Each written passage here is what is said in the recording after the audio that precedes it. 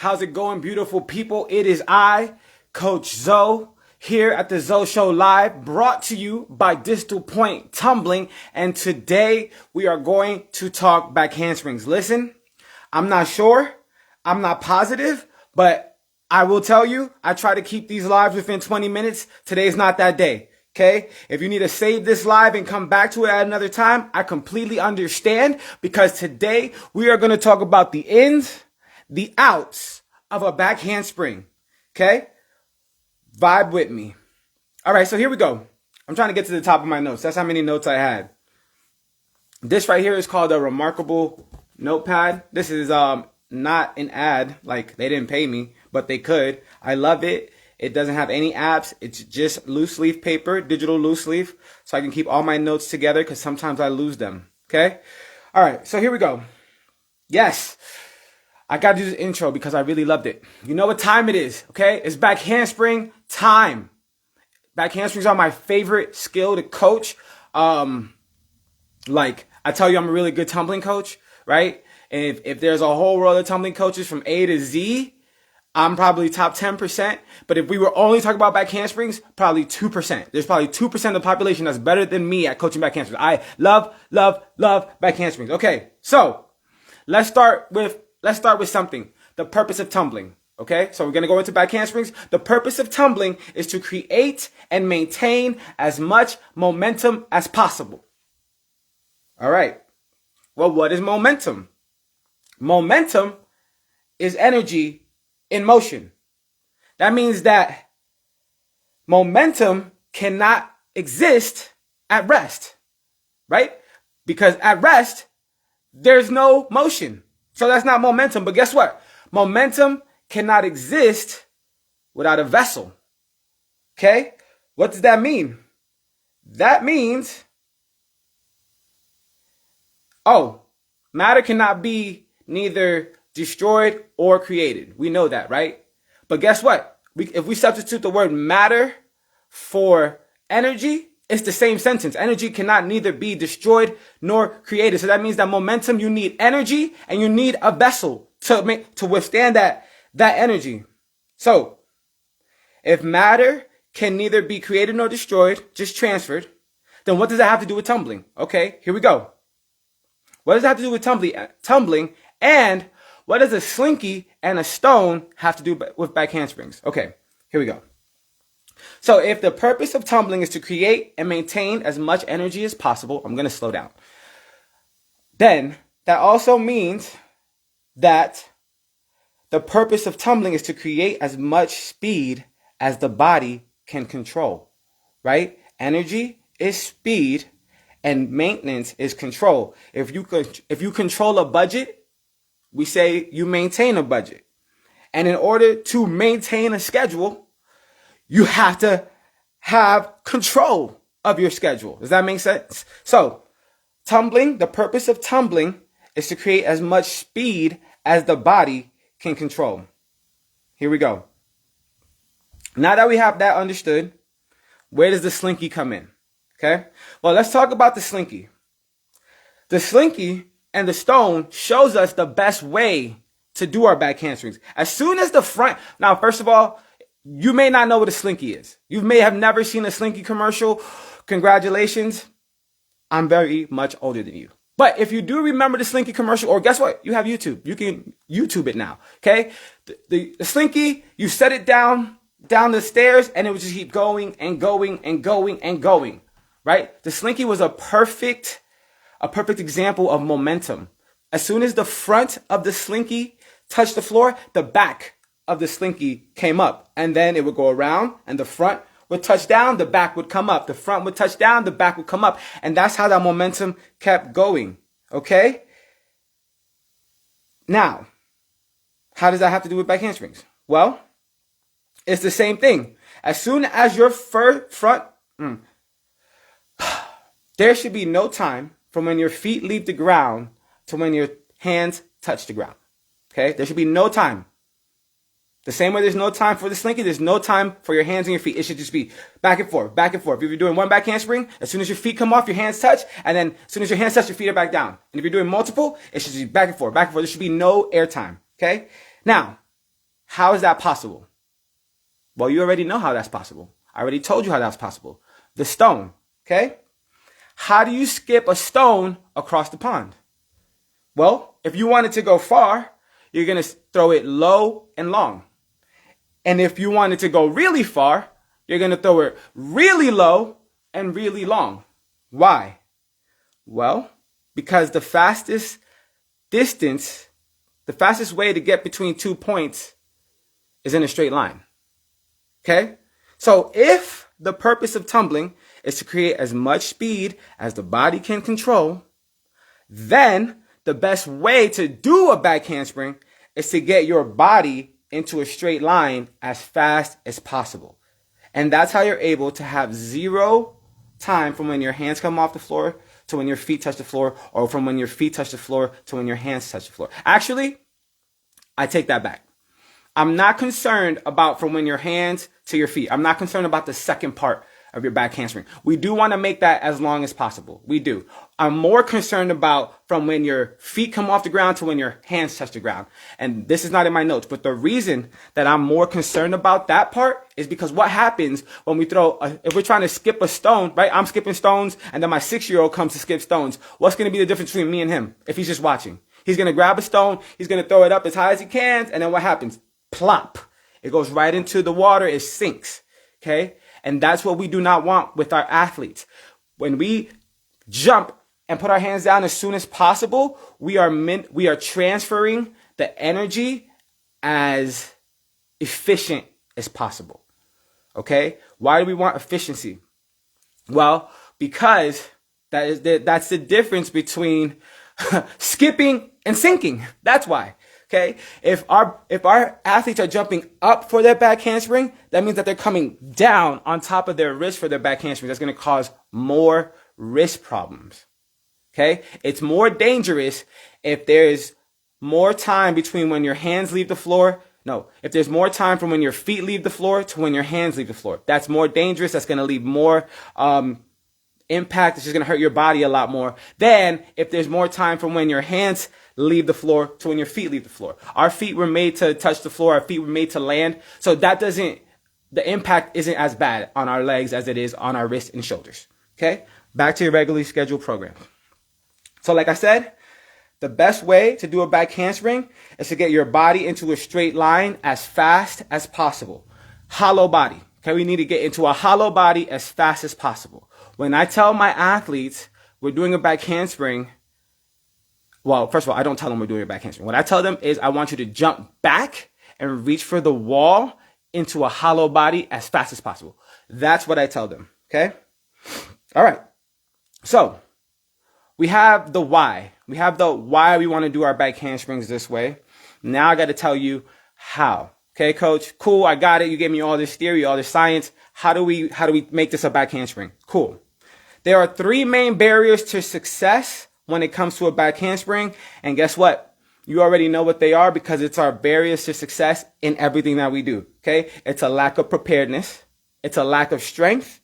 And it's a lack of confidence, right? So think about it real quick. Think all the way back 6 years ago to when you were in high school, right? When's the last time you failed a test? And why did you fail the test?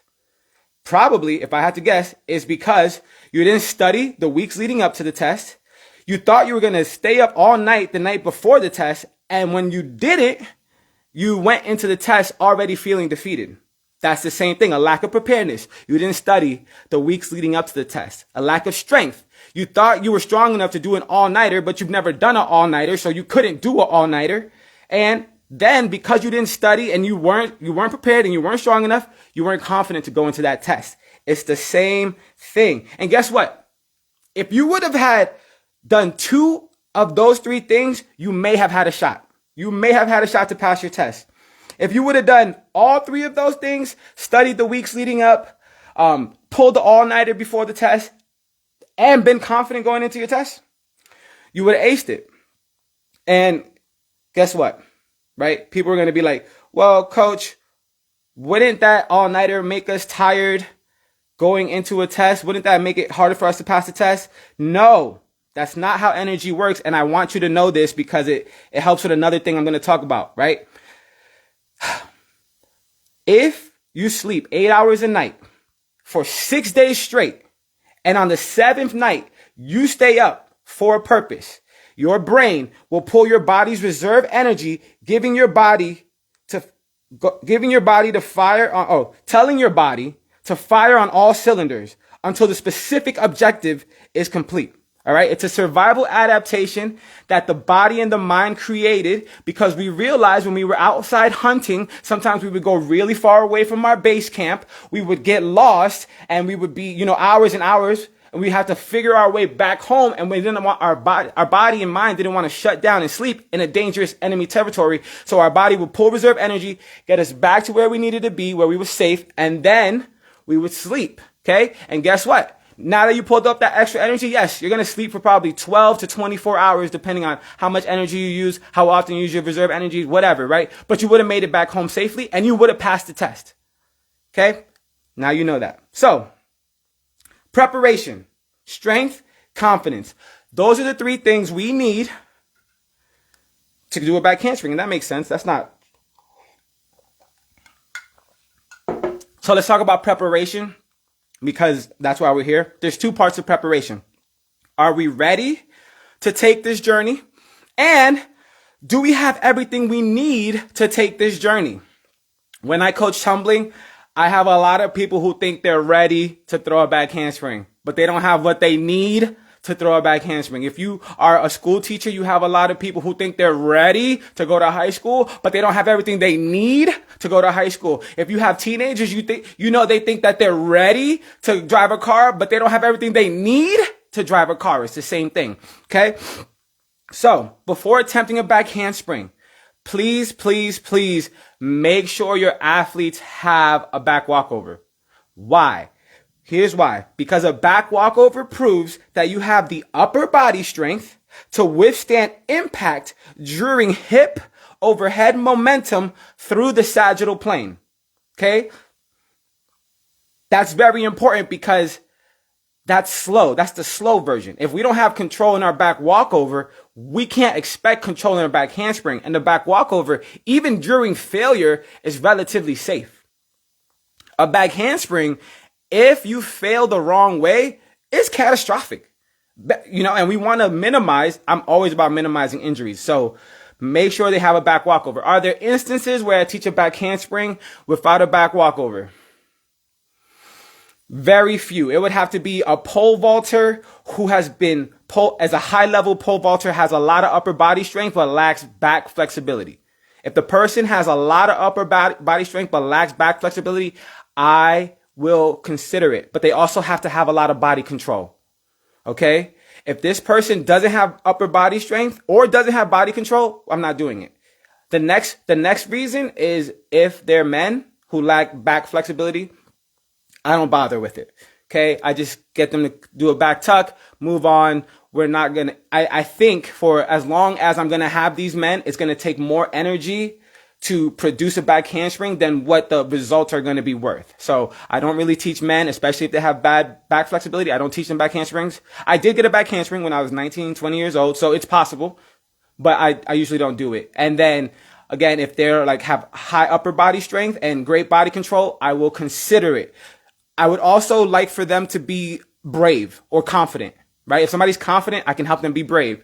But if they're going to be spastic and they have extra muscle on them, that's just going to be a liability for me because their legs are going to be all over the place. I have to spot them. They might kick me in my nose. They got extra muscle. I might could get hurt. So generally, I'm going to tell you not to do it, especially if you don't have, it's not awareness. If you don't have a habit of doing it, if you don't have, I can't think of the word, guys. I'm sorry. But if you haven't done it for a long time, don't do it. I've done it for a long time, so I'll make the right call. All right. So back handsprings. Now that we're ready to learn the back handspring, here are your new barriers, right? Now that they have their back walkover, you know that they're strong enough to do it. What are we going to be dealing with? The problem is expectation versus reality and communication. Those are going to be your biggest problems. I already talked about confidence, so I'm not going to go into that right now. But expectations versus reality. Here's the thing. People cannot see themselves. They can only envision what they look like and then operate from that understanding. All right. So what you're telling them, they're going to have a hard time first of all, perceiving, like envisioning that, and then they're going to have a hard time believing because they think that they're doing what you're telling them to do. Easy solution, record it. Record. If you have a tripod, set that up on the opposite side of where you're spotting and have them watch themselves, okay? A next thing is most people cannot see the parts of a back handspring. They can only see the back handspring in totality. So then what they're interpreting in the back handspring is all wrong. All right. I'm all out of notes. So now I'm going to have to wrap this up soon. But you want to think of your back handspring as like a car inspection, right? And the more points that you can analyze during one single back handspring, whether by recording it or if you have like great memory, I've developed something in my brain. I don't know what it is, right? The more points that you can analyze at one time, the better you can make those corrections, the better you'll be able to see the back handspring for what it really is. Okay. So when I'm analyzing a back handspring, somebody standing in front of me, the first thing I'm looking at, if I've never seen a back handspring before, is their hand placement on the floor. Their hand placement, because that's the first thing that touches the floor. So that's going to be my first read. Okay. Hand placement on the floor. Imagine I'm upside down. Is my hand in front of me? Is my hand above me? Is my hand behind me? Okay. Excellence is here. This is pretty good. This is bad. Okay, because now imagine that the floor is here. If my hands are here, I'm going to fall on the floor, hit my head. Okay, that's my first point. I'm looking at hand placement. Then the next thing I'm looking at is the next thing up is the shoulder. How fast does the shoulder get over the wrist? Does the shoulder get over the wrist? If the shoulder does not get over the wrist, right, then they're not in the right body position. They're not pushing through their shoulders. So then they're not tight. So I'm going to tell them, hey, either push through your shoulders if I think it's you not being tight, or get into a hollow body if I think it's that part not being tight. Okay. Second point, I'm just going from bottom up, right? Hands, shoulders. Now I'm looking at hips. Are you in a hollow? How fast do you get to hollow, right? We should go arch and then hollow and then snap. So if you never get to a hollow body position, I'm going to make sure you get into a hollow because that's the most dangerous thing about the back handspring. And then from there, just keep going, right? Keep going. I'm going to your hips. Are you driving your hips? Are you squeezing your hips under? Pow. And then I'm going to look at where your feet land. Where your feet land is important right now, but it's not important for right now. Okay. I want them to watch their feet touch the floor so that they are in a, what's happening? I don't know what's happening. I'm on 5%. I've been charging my phone. Guys, I let you down. I'm so sorry. This microphone, the audio is going to cut out because this microphone's got to go. 1 second. All right, we're back. Sorry about the audio. My phone is dying. I will be better. Okay, so we want to watch our feet touch the floor because we want to land in a hollow body when we go up to a tuck. Why do we want to land in a hollow body when we go up to a tuck? Because the purpose of tumbling is to get as fast as possible for your body to control. We know the purpose, right? Control. Okay, if there is a bend in your body, that's where the energy stops. So if we're landing our back handsprings, you can't see my body. If we're landing our back handsprings with our hips back, the energy is going to travel from the floor and stop in our hips. Okay, first of all, that's what creates back problems because there's not supposed to be energy just stopping at your back and your hips. And second of all, that's going to cut your rebound short. Okay, because now we're not using the momentum that we got from our upper body to help us go up into our tuck. So I want them to, right now, in the beginning of their back hamstrings, when they're landing it, focus on watching their feet touch the floor so that gets them in that hollow body position. Next thing, actually, that's it, okay? So I'm going from the bottom up, hands, shoulders, hips, toes. Pow. Now, how do we practice? Now, the next thing I said was communication. When we want our athletes to do a back handspring, what I tell them is, hey, I want you to sit back and jump for the wall behind you, okay? But very rarely anywhere else in life do athletes or people jump horizontally. That's just not a practice that they make. So if somebody's already nervous about doing a back handspring, they're gonna jump up because that's just the way that they've always jumped, okay? So that's going to be an issue. right? And so you'll say, hey, okay, well, reach, right? Well, again, communication. When people reach, they're usually reaching with their upper body. Very rarely do we reach with our toes, right? So then they're going to swing back and they're going to reach with their arms, but their legs don't do anything. I'll say extend through the toes, and they'll extend and they'll get up on releve, right? They'll get up on their toes, but now they're not pushing, they're not jumping, they're not doing that. They're not creating momentum. Little challenging, but it's cool. What do? The drill that I love the most, but I don't do as much because I'm older and I tore my bicep, not because of this drill, but I did tear my bicep, and so now it makes this drill just a little scarier for me, is I call it a jump back. If you've done gymnastics or all-star cheerleading and had a real coach, you might call it something else. I just developed this name in my brain. But the athlete will, the athlete will sit, and then when they're falling, they're pushed through their toes, and they have to jump into your arms in a hollow body position, okay? Now, the first few times they're gonna jump up and then land, if they even do that. Some people don't even get off the ground. Just have them do straight jumps. But the first few times they're gonna jump straight up, and you wanna encourage them. You have to tell them, hey, I should feel your elbow, I should feel some part of this arm on me before you really come off the floor. Like, you should be stretching, right? Ooh, how far should you stand for a jump back? Great question, Max. I like to stay at arm's length away, because if they don't make it, I can still help them get here. And then I only stay at arm's length away until they are comfortable with jump backs. And then I tell them, yo, I'm not there, so you need to get here. They already have confidence that they can do it, so then they kind of go, okay? So I like doing jump backs. That's a great drill. The next thing, so that teaches them to jump in a horizontal motion. The next thing is back limbers. If you're a gymnastics coach, your girls probably already have this. I coach cheerleading for a small town, and so they don't really care about the intricacies of tumbling. They just want to see the things that they can put on a video, right? And I get it, I love it, but they don't really care about a limber. They want to see a back handspring, they want to see a back walk over, they want tangible skills. And so we'll do back limbers. Now, back limbers, if you don't have a back limber, if you don't have strong core, it's hard to do from the ground.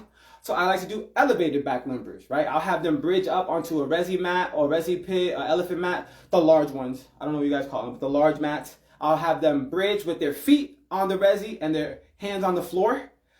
Caveat, it's hard to get into that position, but the higher their feet are elevated, the easier the limber is going to be. So the higher it gets, the harder to bridge, but the easier to limber. The lower it gets, the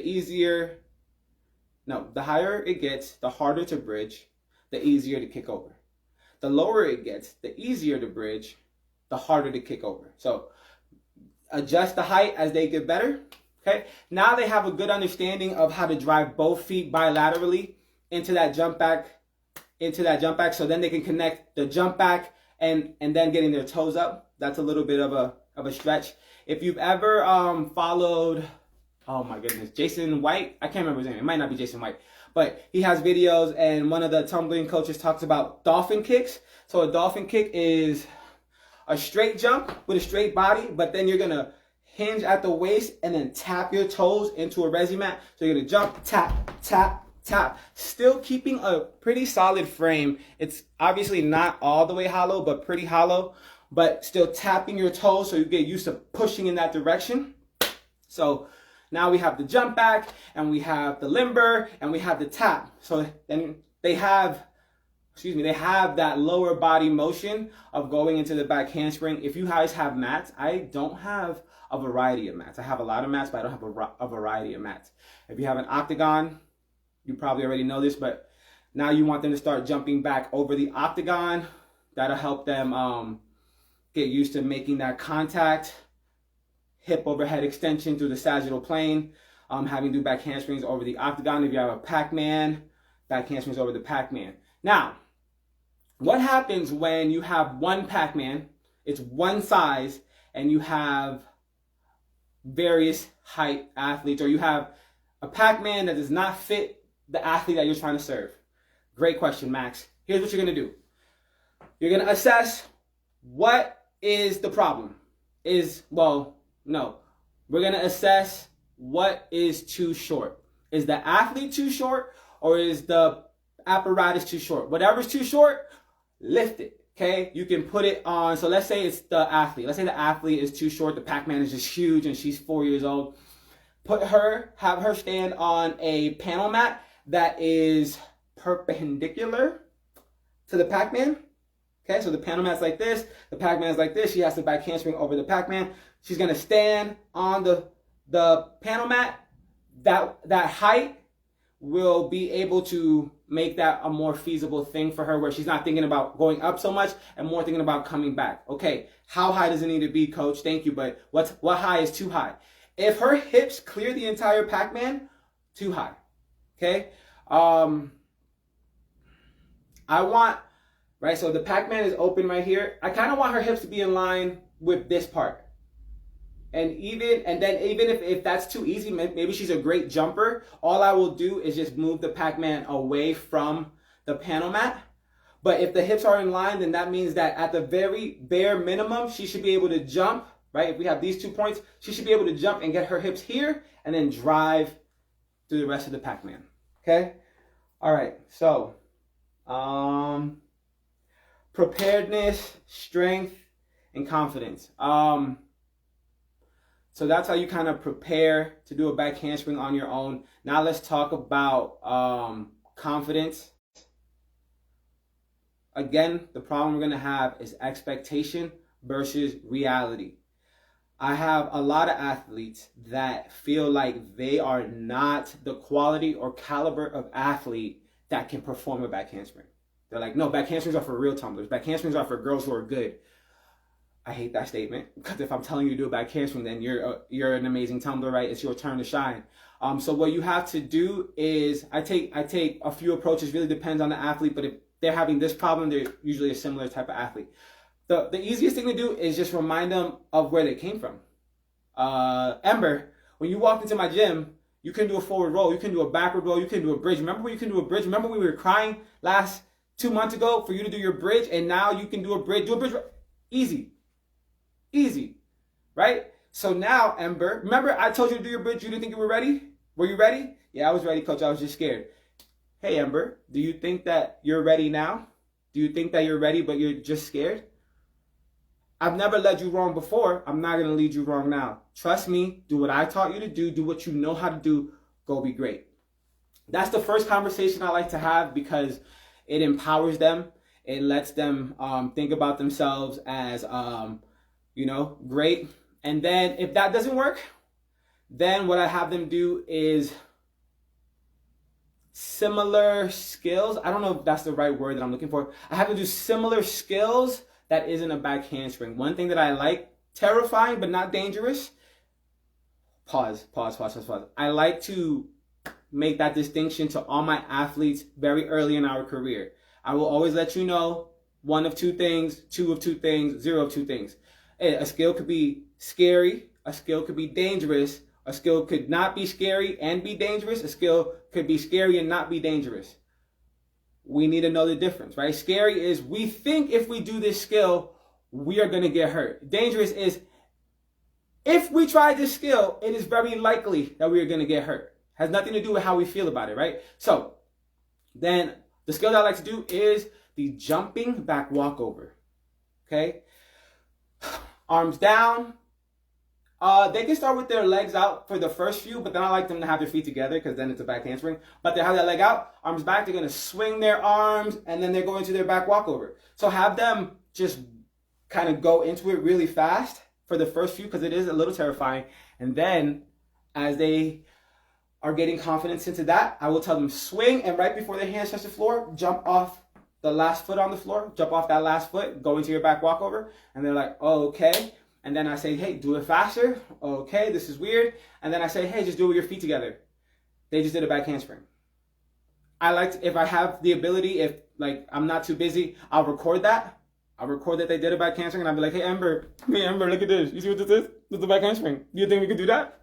Do you think we could do what we just did?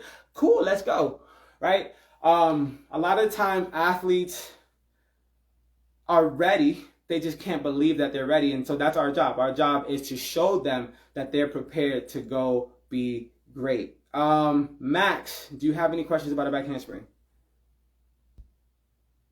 I think he might be gone. Cool. No problem.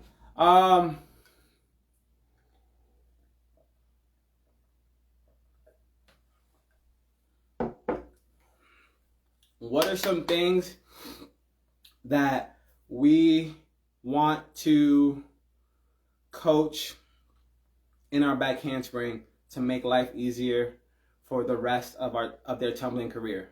Again, watch their feet touch the floor as they're landing out of the back handspring. We want to teach them to snap and control their snap. They need to be able to block, and they should really be standing up with their arms up by the time that they land. Chest all the way up. Oh, I never spoke about polarity. Shoot, I never spoke about polarity. So polarity is, for every action, there's an opposite and equal reaction.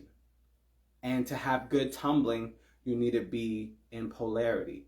When I spoke about the slinky, saying that as soon as the front foot comes down, the back foot goes up, that is a slinky in polarity, balancing the momentum to continue the momentum, okay? When we are tumbling in our back handspring, when we're tumbling period, we also need to be moving in polarity. So as our feet are coming down, our hands need to be coming up at the same speed, right? And they need to be at the opposite but same point in space when we land. Boom. If our feet are here, our hands need to be here. Our hands might be a little bit in front because of the hollow body nature, right? It's hard. You can't really be hollow on the ground or standing up, but when you're laying down, you know that when you're hollow, your toes and your fingertips are at the same point, and then there's a curve, okay? Anyway, so you want to land your round off in a hollow body. They want to be able to start rebounding out of their back handsprings. When they're going into their back handsprings, they need to stretch low and long into a hollow, trying to get into a straight line as fast as possible so that there's no time in between when their feet leave the ground to where their hands touch the ground. If we understand these concepts, if we take these concepts in, right, understand momentum, understand polarity, understand the human brain and what success looks like, then we will have no problem. We're still gonna have a problem because people are people, but we will have less of a problem trying to coach our athletes into doing a back handspring. Hey guys, I want to thank you for joining our live today. If you want more tools, more tips, more tricks, more ideas for coaching athletes, helping your cheerleaders get the tools that they need to succeed, you can follow me on Coach Zo, my Facebook page, Coach Zo. Okay, you can sign up for our newsletter. That is at distalpoint.org/newsletter. I send an email out every day with different chunks of information. If you miss a live, it'll probably be in that email, so you don't have to worry about being here or scrolling through your Facebook and finding it. It's coming to your feed right away. And if you are looking for some mentorship, if you're looking for some guidance, if you're looking for somebody who can take the chaos and make sense of it, I'm your guy. Okay, sign up for our mentorship program. I'm looking for 15 people who want to be great cheer coaches, who know they can be great cheer coaches, just don't know how. Sign up. Sign up with me. Sign up today. Okay? I have sideline chants. I have sideline dances. I have tons and hours and hours and hours upon hours of tumbling instruction, from hollow body to handstand to round off to back handspring to tuck to cartwheel, all of it. Okay? You don't have to struggle. You don't have to suffer. I've been coaching for 14 years. I love the science of it. I love every part of it. Let me give you 14 years of information, knowledge, and wisdom. Let's put it into 6 weeks. and let's make you the best coach you can possibly be. Hey, I'm Coach Zo. This is the ZoShow Live. Thank you for watching. Peace.